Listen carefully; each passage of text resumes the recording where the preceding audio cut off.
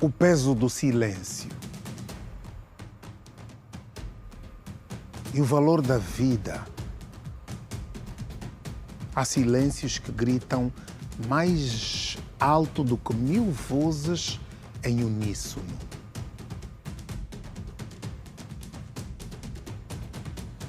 Silêncio da dor, de luto, de saudade.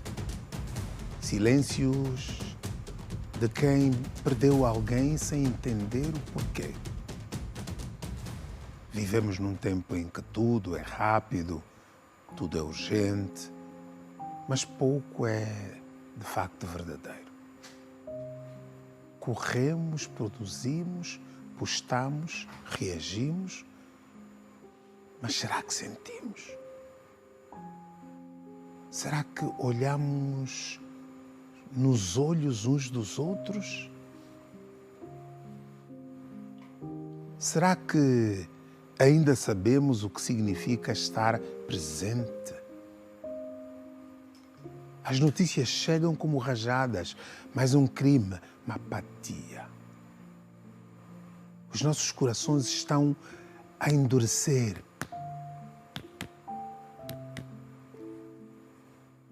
E os nossos corações endurecem para se protegerem, mas ao mesmo tempo perdemos algo essencial. Perdemos a capacidade de nos comover, de nos indignar, de lutar por um mundo melhor. A vida humana não pode ser banalizada. Cada pessoa que se vai deixa um vazio que não pode ser preenchido. Atrás de cada nome há histórias, afetos, sonhos interrompidos. Mas é urgente voltarmos a sentir, é urgente educar para o amor, para o respeito, para a escuta. É urgente reaprender o valor da vida, a nossa e a de outrem. Porque, no fim das contas, o que vai importar não é o que conquistamos, mas como tocamos a vida das pessoas ao nosso redor. Com que gentileza falamos, com que coragem defendemos a justiça, com que verdade escolhemos viver. Pense nisso. A mudança do mundo pode parecer grande demais, mas tudo começa em nós mesmos. Nós que queremos viver, nós que partimos para determinados cantos sem perceber que nos estamos a mover ao sabor do vento. Sem percebermos que estamos a caminhar às escuras. Sem perceber que cada vez mais não conseguimos compreender-nos, sem perceber que a cada dia que passa somos mais rudes, menos gente, cada vez menos humanos. Agora é a vez da efeméride. Hoje é quinta-feira. O calendário gregoriano marca o seu 163 dia do ano. Crianças não devem trabalhar. Crianças precisam estudar, porque toda criança que trabalha perde a infância e o futuro. Vamos às efemérides. Hoje é o Dia Mundial do Combate ao Trabalho Infantil. O dia 12 de junho é marcado internacionalmente como o Dia do Combate ao Trabalho Infantil. Esta data visa consciencializar a sociedade sobre a grave problemática do trabalho infantil, promovendo ações e políticas públicas que visem erradicar essa prática na sociedade. Introduzida pela Organização Internacional do Trabalho em 2002, a data busca reforçar o compromisso global na luta contra a exploração infantil. A exploração infantil é o trabalho realizado por crianças no âmbito de um sistema de produção econômica. Esse fenômeno pode ter graves consequências para o desenvolvimento dos menores, uma vez que afeta o gozo dos seus direitos. A exploração infantil pode se dar por abandono, maus tratos, exploração física e psicológica. o Dia Mundial do Combate ao Trabalho Infantil, é fundamental para lembrar a sociedade sobre os direitos das crianças e adolescentes. A data reforça a importância de manter crianças e adolescentes fora do mercado de trabalho e dentro das escolas, garantindo desta feita o seu desenvolvimento integral. No Brasil, hoje é o Dia dos Namorados. O Dia dos Namorados é comemorado tradicionalmente no dia 12 de junho. O Dia dos Namorados brasileiro foi criado pelo publicitário João Dória, que buscava uma data comemorativa para fomentar o comércio no mês de junho, um mês com poucas vendas à época. O dia 12 de junho também é véspera do dia Santo Antônio de Lisboa, conhecido pela fama de Santo Casamenteiro. Seguimos com outras do passado que marcam o calendário no presente. No dia 12 de junho de 1964, o ativista sul-africano Nelson Mandela, com 46 anos de idade na altura, foi condenado à prisão perpétua por crime de sabotagem e conspiração contra o governo da África do Sul. Mandela admitiu a culpa por sabotagem, mas negou a participação em uma guerrilha para derrubar o governo da África do Sul. Em 1967, o Supremo Tribunal dos Estados Unidos da América determina a nulidade das leis dos Estados do Sul, que proíbem casamentos interraciais. E em 2012, morre Elinor Ostrom, cientista política norte-americana da Universidade de Indiana e a única mulher que foi distinguida com o Nobel de Economia. Tinha 78 anos de idade. São estes os principais dados históricos que marcam um dia como hoje. Mas não vamos embora sem a frase do dia. Crianças são totalmente puras. Elas amam sem desejar nada em troca. Não guardam mágoas e são sempre muito sinceras. O grande segredo da vida é manter o coração puro, sem sentimentos negativos e sem o peso de um passado. Isso só as crianças têm. Zuela Salu. Zuelo, sim senhor. Por ser um assunto que ainda gera muitas discussões e opiniões diversas, a gravidez na adolescência levou-nos às ruas para ouvir jovens e adultos sobre o assunto. E as respostas revelam diferentes visões sobre responsabilidade, educação e futuro. Essa é só uma introdução de uma grande reportagem que estamos a preparar sobre a gravidez na adolescência. Quem comanda é a Liliana Vitor. Zuela Povo. Com quantos anos ficou grávida? 15 anos. Foi uma reação assim, com bastante medo. Tive medo dos meus pais, como é que eles iam reagir, da minha família. Foi uma coisa assim, bem triste. Para mim, tive medo no princípio, mas depois aceitei e aceitei que estou grávida. A idade certa, na minha opinião, que a pessoa tem que ter 18 para cima, porque já contém uma responsabilidade enorme. Essa é a idade exata para que a pessoa, pelo menos, possa engravidar-se, né? Porque vai ter já um maior controle das coisas e aí vai indo. Uma mulher para para engravidar no tempo certo, o bilhete já nos diz que 18 anos é a idade adulta. E então, abaixo deste é que considera-se precocidade. Nesse tempo, os pais controlam muito os seus filhos, as suas filhas, e por causa disso eles se sentem assim, presas. E quando soltam-se um pouco, elas ficam tão assustadas e querem provar de tudo um pouco. E é aí onde acontece a gravidez precoce. Nosso tempo era bom tempo, e esse tempo as nossas neném não estão conseguindo de ir na igreja escutar a palavra de Deus. Tudo está no mundo, é por isso que estão se engravidar à toa, através de dinheiro, quero tudo, amanhã a mãe não tem, e ele quer a outra, quando ele vê já está com uma coisa bonita, ele anda com o homem quando vai engravidar, e ele abandona aí. Pois, é isso, eu disse-lhes que nós vamos fazer uma grande reportagem para ouvir pessoas ligadas à saúde, ao direito, à sociedade, à psicologia e sabermos, afinal de contas, que caminhos teremos de percorrer para não vermos as nossas filhas, netas, as nossas irmãs a engravidarem tão rapidamente, tão facilmente, com uma leveza tal e nós estarmos a normalizar esse tipo de situação. Para nós é normal, mas não é, não deve ser. Para mim, o Estado deve tomar responsabilidades em informar as pessoas, em se conectar às pessoas, em falar com as pessoas, em juntar os adolescentes, em falar com as crianças dentro do ensino, dentro das aulas que eles têm, dentro do trabalho escolar que têm de fazer. Falar sem tabus, falar com a linguagem correta, falar com eles e avisá-los para que se possam precaver. Agora vamos sair do estúdio e vamos ter com o Alexandre Garrido e a Hilton Fernandes, que estão em Viana, para conversar com o diretor municipal do Ambiente e Saneamento Básico, Olavo Pinzo, sobre a questão do sábado passado.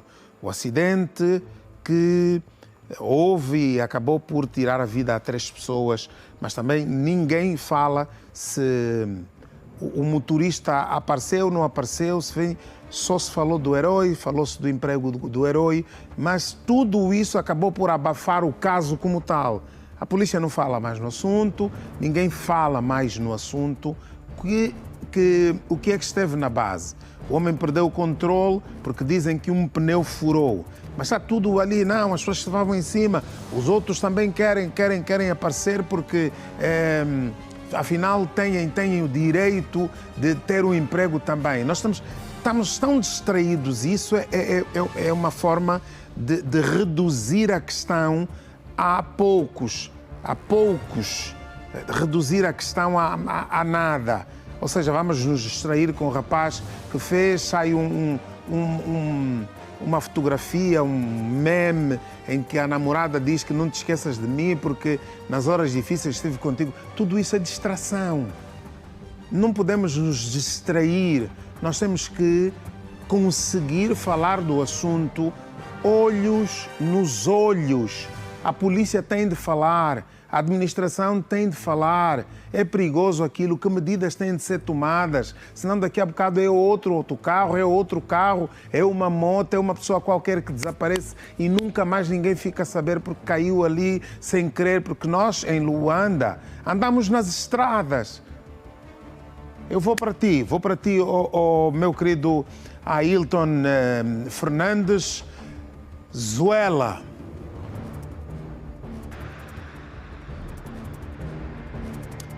Zuelo sim, mais velho. Boa noite, saúde, boa noite a vasto auditório do programa Zuela, meu povo.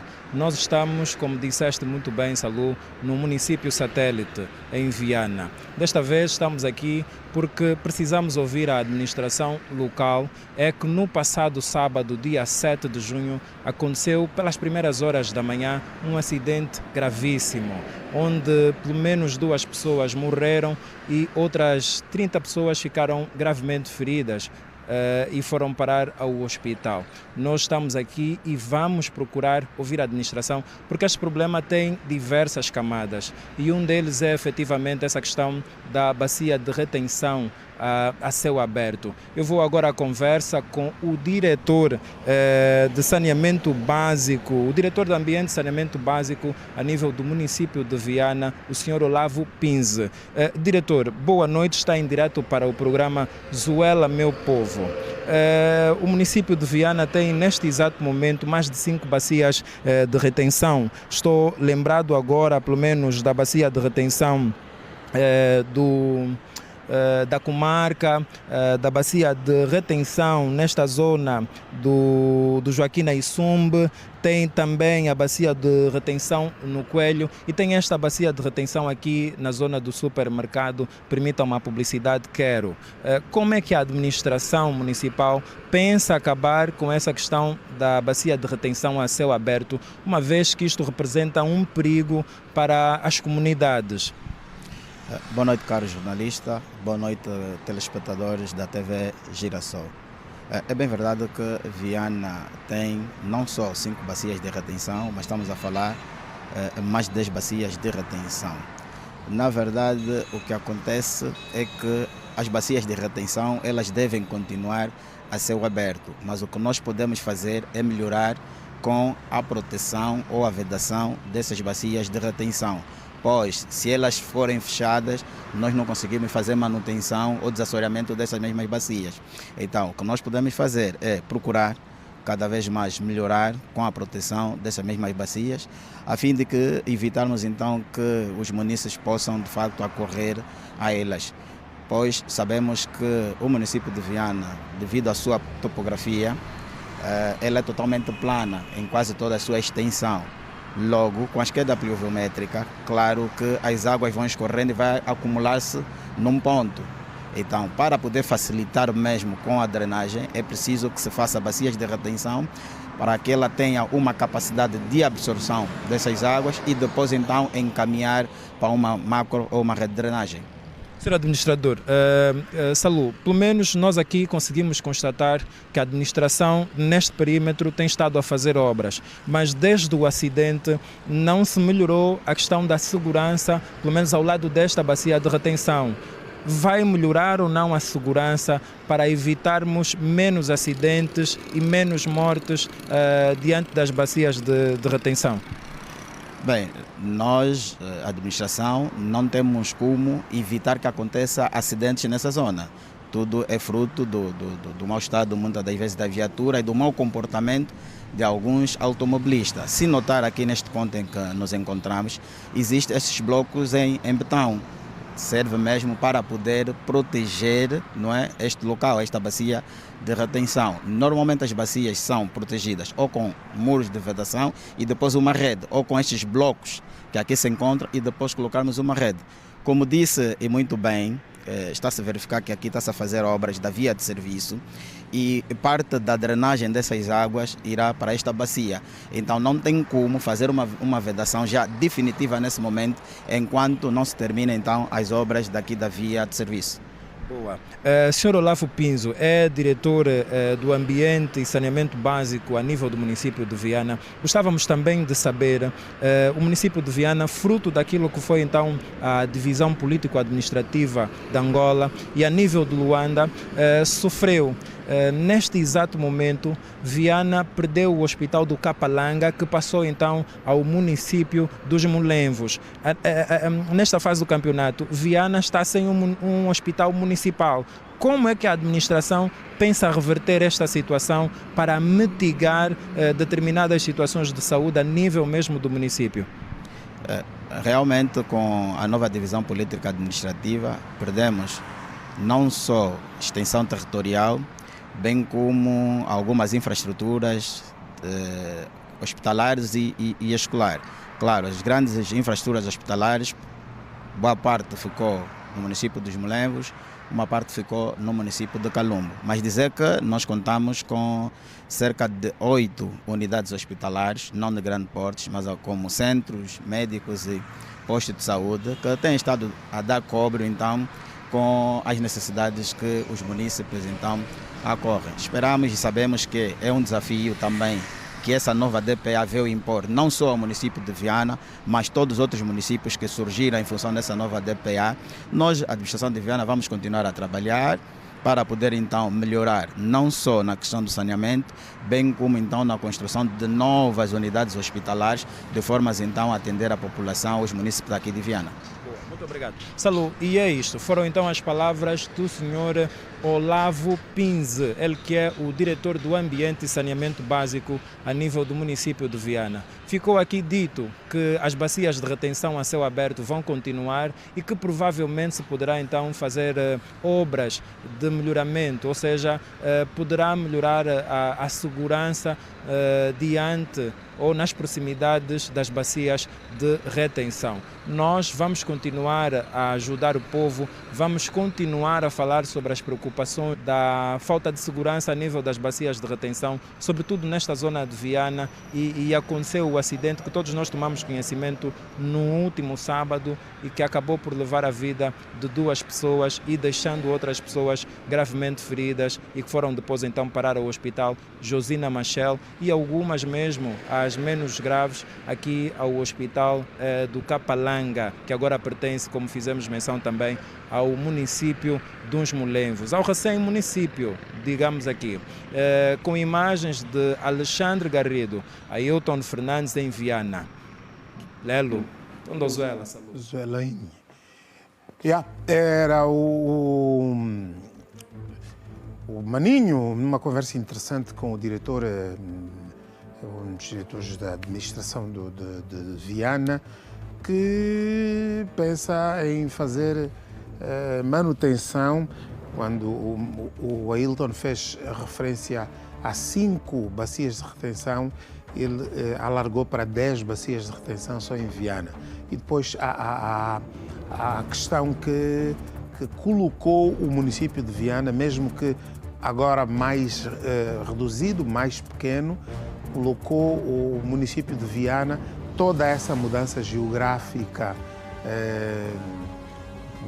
coloca o município de Viana sem ter absolutamente nenhum hospital geral. Tinha o hospital, o primeiro seu grande hospital, o do Capalanga, e depois foi inaugurado no Zango 5, Zango 4 e o Calumbo e o Zango 8000, foi inaugurado o Hospital Geral Bispo Emílio de Carvalho, que era então a grande referência do hospital do município dos hospitais do município de Viana.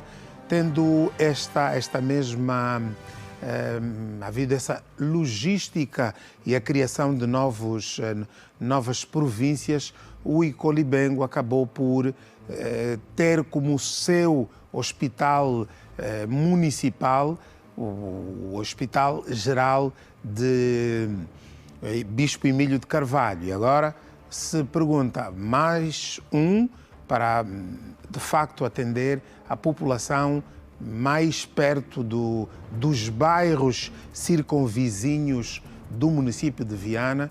Nós vamos esperar que isso aconteça. Por falar nisso, eu gostava de mostrar-vos algo que um telespectador dividiu comigo, de uma zona de Luanda, provavelmente a zona mais antiga, uma das zonas mais antigas de Luanda. Falo-vos ali da Baixa de Luanda, falo-vos do Largo do Pelourinho, que já foi muito conhecido por ter uma discoteca muito afamada na altura e que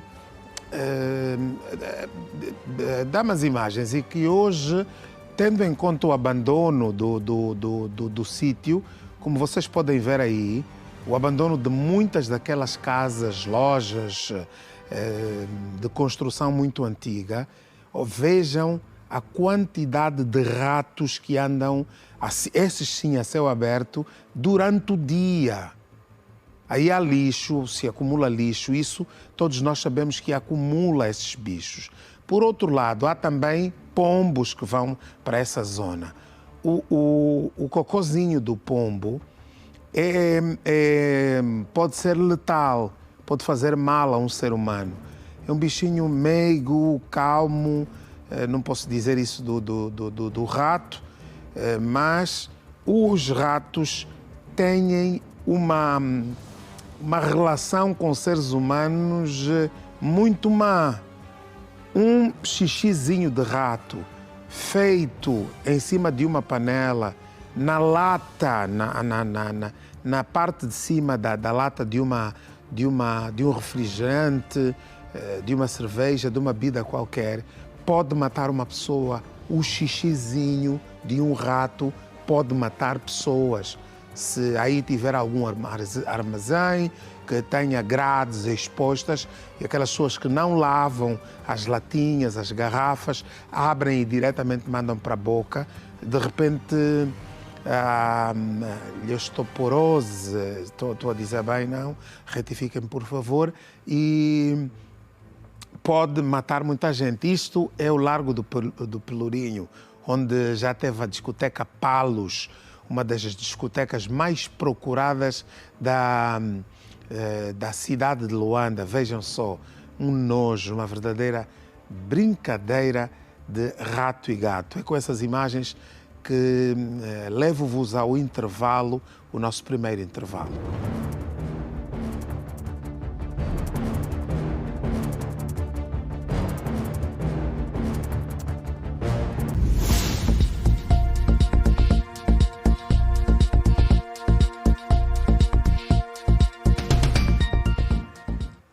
Depois de vermos o Largo do Pelourinho com direito a ratazanas ao vivo, à luz do sol, elas andam por ali, se calhar já são até moradoras, está todo mundo habituado. O problema é isso, depois começar a invadir os prédios, a começar a contaminar gente, e depois já não sabemos porque é que morreu, não sabemos disso, não sabemos daquilo.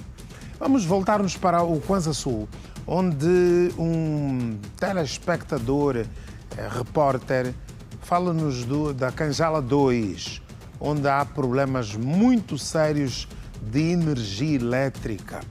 Daí que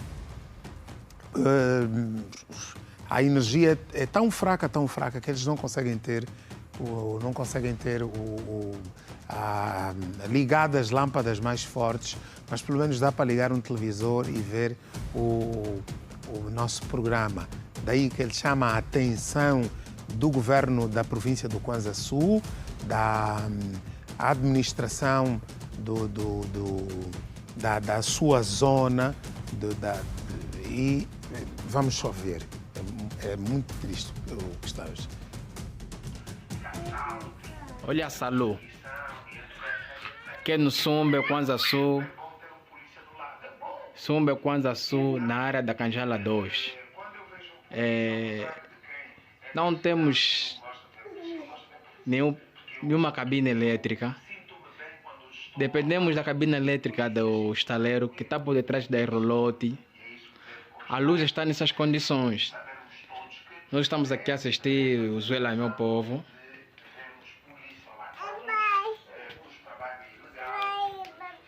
Temos uma clareza extremamente precária, que até se pergunta se pode usar vela ou um candeeiro. Como vês, esta sala tem 2 lâmpadas. Aquelas lâmpadas mais brilhantes não acendem para a quantidade da corrente elétrica. Essas acendem, mas que é uma iluminação assim que nem dá até para olhar no prato. É complicado. Nós não sabemos como é que é a direção da eletricidade do Sumbe. Dizem que a Kanjala 2 não está no coquês da Ende, mas venham cortar luz, cobram. Queremos sua ajuda, que nos ajuda neste caso. Agradeceria que comunicassem órgãos do direito que nos ajudem. Muito obrigado. Kanjala 2 no Sumbe pedem às autoridades que façam alguma coisa. Você já imaginou se os ratos do Largo do Pelourinho forem para Kanjala 2? Tens o pedaço de frango que já vai safar para poder dormir um bocadinho. De repente, com aquela energia elétrica que só dá para comprar umas lampadinhas, lâmpadazinhas pequeninas de 20 watts e mais nada, porque se colocar lâmpadas mais fortes não acendem. Mas pelo menos o televisor já vai dar para iluminar um bocadinho. Estava o telespectador a falar-nos ontem, enquanto decorria o nosso programa, mais ou menos há 24 horas, e ele diz assim, se o rato vai, ele olha para a televisão, vem o rato, rouba a tumba, rouba o peixe, rouba qualquer coisa, vai ter que estar a dividir aquilo daquela forma. E ouvia-se uma criança ainda tenra a idade a tentar falar e tudo mais. Mais uma vez, a administração municipal de Sumbe, governo da província do Kwanza Sul, Kanjala 2, eles dizem que a energia que recebem vem de um estaleiro por trás de umas rolotes. Estamos a falar da Kanjala 2. E pior do que isso, muito pior do que isso, cobram a energia. Eu não sei se rio, eu não sei se choro, eu só sei que o meu pranto se transforma num choro. Os roubos constantes nas cabines de distribuição de eletricidade de Nova Vida têm prejudicado o fornecimento normal desse bem naquela urbanização. Os moradores não quiseram falar a nossa reportagem, eu não sei porque que não falam, se estão com problemas, eu não sei porque que não falam. Têm medo e introduzem a questão para nós mostrarmos a cara, para eu mostrar a cara, porque vocês não podem falar, não, só não fala. Mas esses mesmos moradores que têm medo de mostrar a cara dizem estar agastados com esta situação, facto que levou ontem os porta-vozes da ENDE e da Polícia Nacional em Luanda ao local para abordarem o assunto. O Ailton Fernandes esteve lá. Carrega, Canuco, carrega! São Nova Vida, os assaltos às cabines de eletricidade têm sido constantes. Esta situação tem dificultado o abastecimento de energia a muitas residências. Os constantes assaltos chamaram a atenção da Empresa Nacional de Distribuição de Eletricidade. Infelizmente, aconteceu mais um ato de vandalismo que privou do fornecimento de energia elétrica aqui mais de 50 famílias da urbanização Nova Vida, sobretudo as das ruas 29, 33 e 34. Essas famílias estão privadas do fornecimento de energia elétrica porque cidadãos ainda não identificados acabaram por furtar os fusíveis do armário de distribuição que leva a energia a estas residências. O preocupante é que nos últimos tempos, estamos a falar em menos de 2 meses, já são mais de 20 casos de furto de fusíveis. Os cidadãos aqui da urbanização têm estado recorrentemente a reclamar por falta de energia e é verdade. Ainda quando chega aqui e constata a veracidade dos casos, tanto não são avarias efetivas. Infelizmente, têm sido estes casos de vandalismo. Não encontramos os fusíveis nos nossos armários.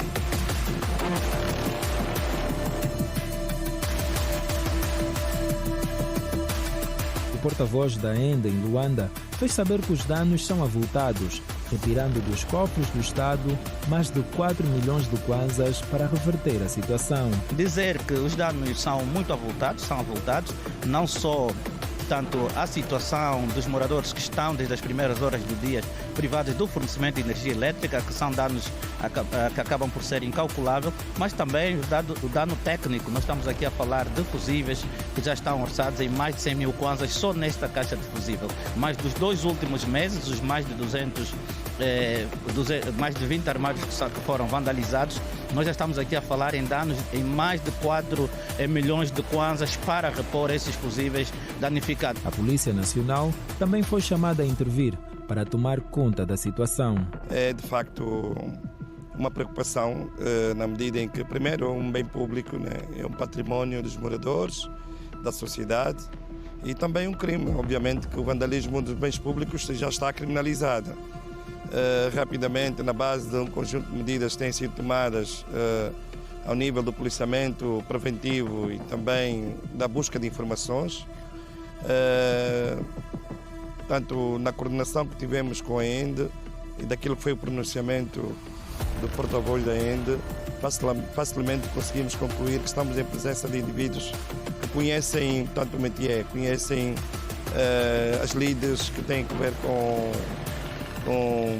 eletricidade, tem a ver com o trabalho que a ENDE faz. Portanto, estamos a trabalhar nesta altura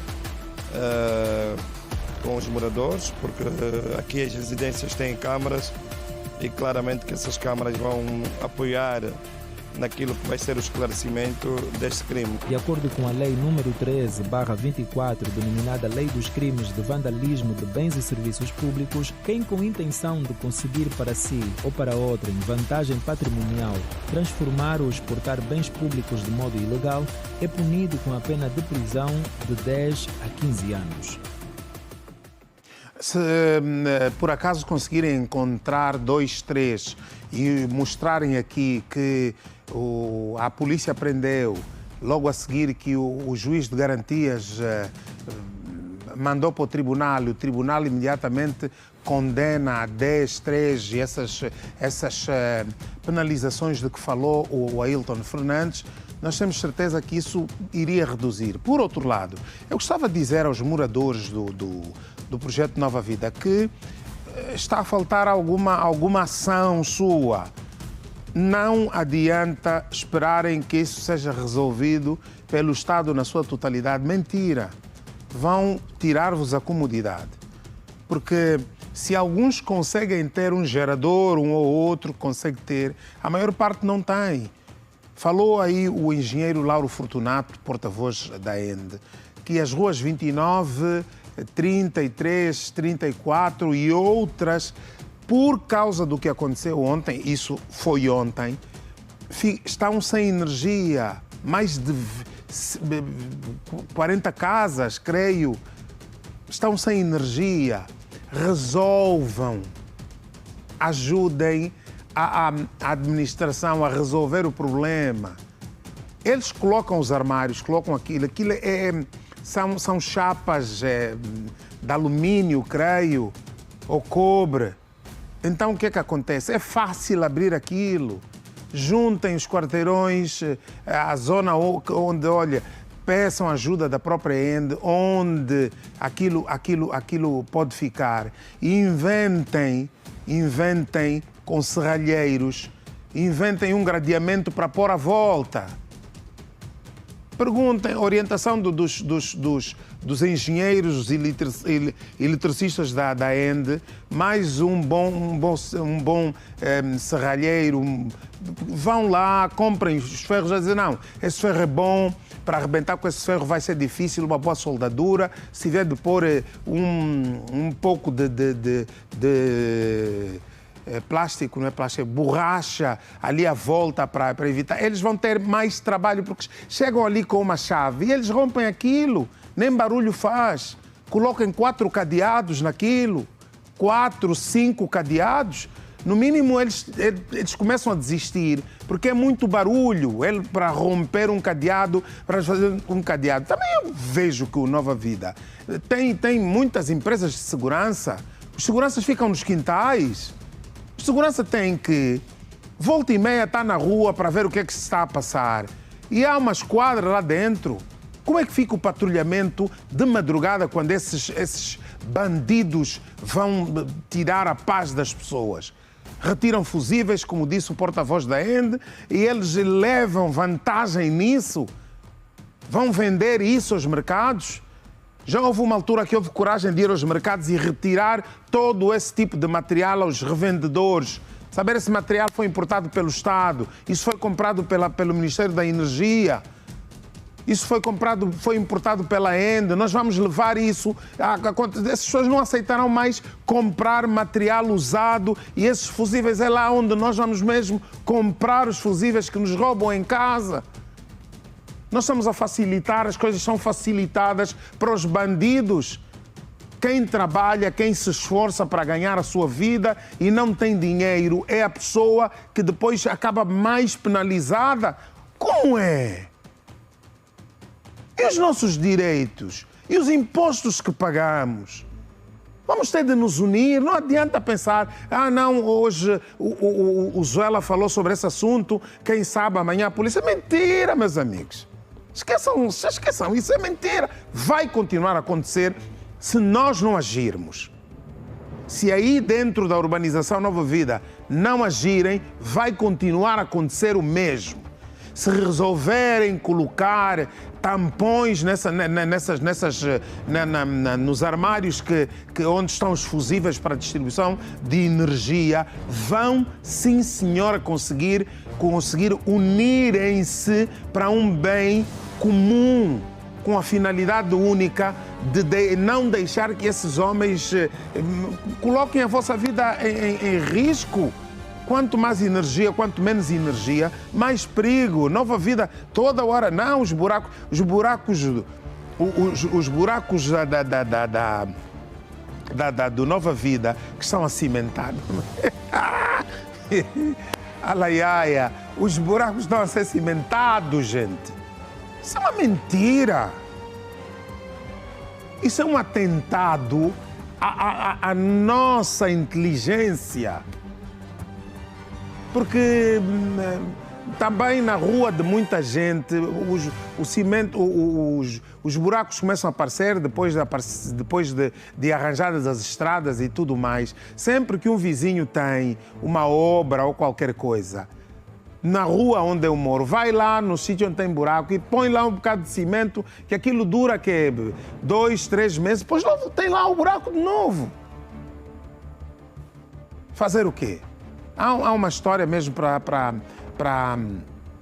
Vamos sair a intervalo agora, né? Para sairmos a intervalo. Contou-me uma história ontem um amigo que dizia que tem um irmão que vive em Portugal e que há uma tampa de sarjeta de esgotos que foi retirada ali na zona dos combatentes. E ele, o jovem, quando viesse, ficava em casa do irmão. Viesse de férias, a trabalho, qualquer coisa, ele ficava em casa do irmão. Daí que ele já sabia que naquela zona tinha uma tampa que tinha sido retirada e assim. E eu agora lembro-me que o administrador para a área técnica do Camama disse que, ainda bem que me chamou a atenção, não tínhamos reparado que aquela tampa não estava... É mentira! Bug! Estão a bugar! É mentira! Como é que se diz mentira hoje em dia nessa linguagem nova? Bungle bang! Tira! Sabem sim! Sabem sim, depois o irmão vinha, no ano seguinte, passar férias e dizia: como é, aquela tampa já foi reposta?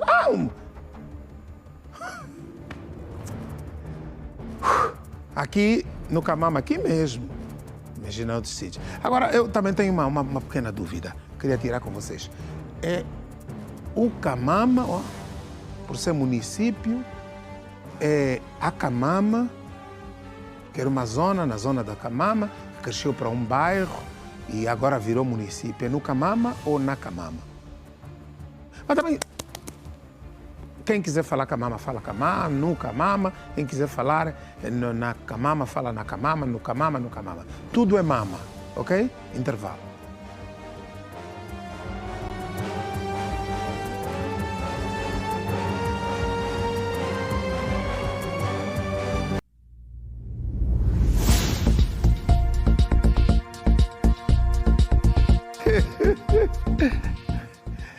Em Luanda, uma tragédia motivada por ciúmes terminou em morte.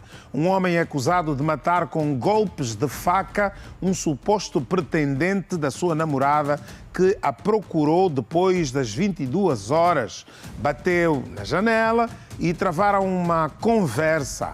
Enraivecido por causa dessa situação e com ciúmes à flor da pele, o namorado foi atacar o tal atrevido que jurou à dama enquanto falavam à janela e disse à dama que ela um dia seria dele.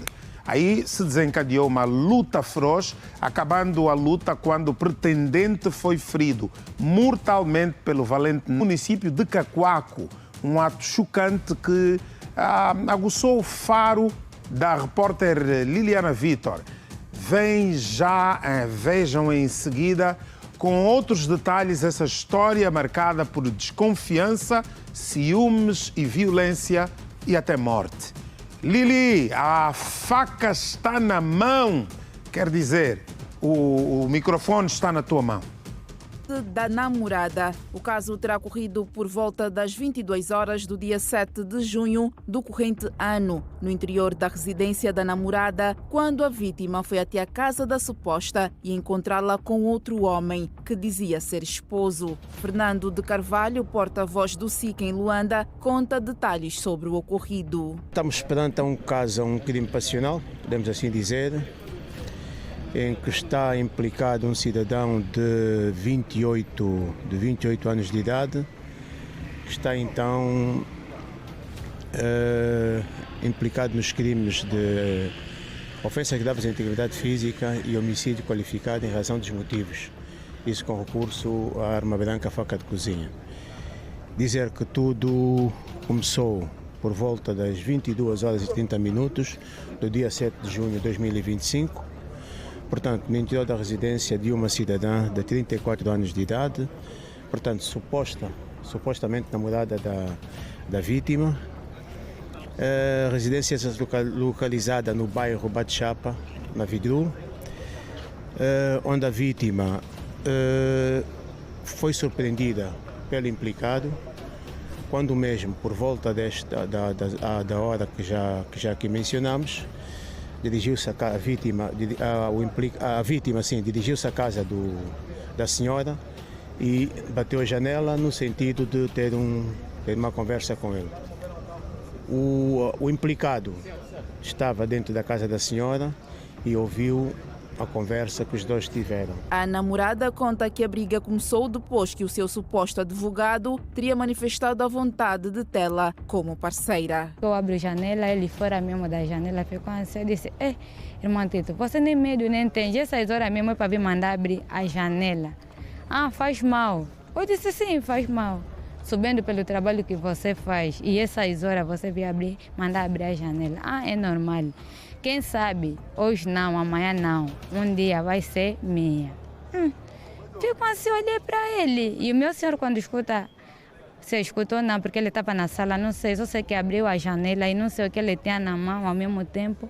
E lá fora estava escuro. E ele sai assim, quando ele saiu assim na janela, ele pega a panela, assim que ele lhe dá com a panela, pronto, até o momento que eu saí dentro para poder correr fora, encontrei só já que o senhor estava assim no chão, eles a brigar. Depois, o acusado ainda tentou levar a vítima para o hospital. Eu saí já para vir a correr, para vir encontrar onde estava malogrado no chão, mas eu não sabia que ele já estava, porque só estava estendido e ele a respirar, tipo, a roncar. Assim que viemos para nós, vejo a correr, assim que eu olho assim de frente, eu vejo o meu senhor, o corpo, o senhor já assim a carregar nas costas até junto da estrada. Dona Teresa nega ter tido algum caso com falecido e diz que seu namorado sempre foi muito ciumento. Não tive caso nenhum. Em nenhum momento se relacionaram? Não. Ele mesmo é ciumento. O SIC procedeu à detenção e à consequente presença ao Ministério Público e ao juiz de garantia que determinou a medida de coação mais gravosa, a prisão preventiva. Portanto, despolitadas as diligências, foi então foi determinado e localizado o autor deste crime e foi já apresentado ao Ministério Público e será oportunamente presente ao juiz de garantia para os devidos trâmites processuais. Pois é. Foi bater as janelas 22 horas, estava lá o Damo não gostou da brincadeira, saiu, como ele sabia onde ficava a faca de cozinha, estavam numa luta e muito provavelmente se calhar estava lá a perder vantagem e ele resolveu espetar uma faca, uma no abdômen e outra muito provavelmente na parte de trás, nas costas. Mas, por falar nisso, uma cidadã aqui denunciada como proprietária de uma agência funerária é acusada de colocar 2 caixões na estrada bem diante do seu empreendimento para atrair clientes. Os jovens que fazem a denúncia mostram-se dispostos a queimarem os caixões da senhora que apelidam de feiticeira. Agora, no vídeo denúncia que vamos exibir. As pessoas que não querem ver o bairro a desenvolver, meteram caixão na rua, vê? Na estrada. Vê a hora que estás a passar. Ela vai pensar que nossos bruxos são mais que dela. Não somos bem, sai até a bruxaria. Vamos ver já como é que se vê. Espera aí. Aqui vamos ficar mais de 3 horas. Meu Deus. Veja o que está a passar aqui, fé. Vê essa agência funerária que está aberta essa hora. A senhora meteu caixão na via principal. 2 caixões. Não, espera. Espera só. Para amaldiçoar todas as pessoas que passam aqui, para morrer, para amanhã ela ser herdeira da agência dela. Está aí dentro, não está aí dentro também. Está aí dentro. Vocês ouviram bem, né? Eles querem queimar, já tem ali pneus para queimar os caixões. Agora, uma senhora, eles dizem que é uma senhora que é dona de uma agência funerária, coloca os caixões ali. Pô, essa pessoa está bem, maluca, ou na verdade é mesmo um golpe de bruxaria? Porque um carro, um caminhão em alta velocidade passa por ali e desfaz aqueles 2 caixões. Mas eu não compreendo nada disso, mas que as pessoas estão... Epa, que é isso? Que é isso? Que é isso? Algum problema? Conta essa locação atrás de ti. O quê? Cheio. Ei, um chico coração! Vamos bazar, vamos bazar! Vamos bazar! Vamos embora, vamos embora!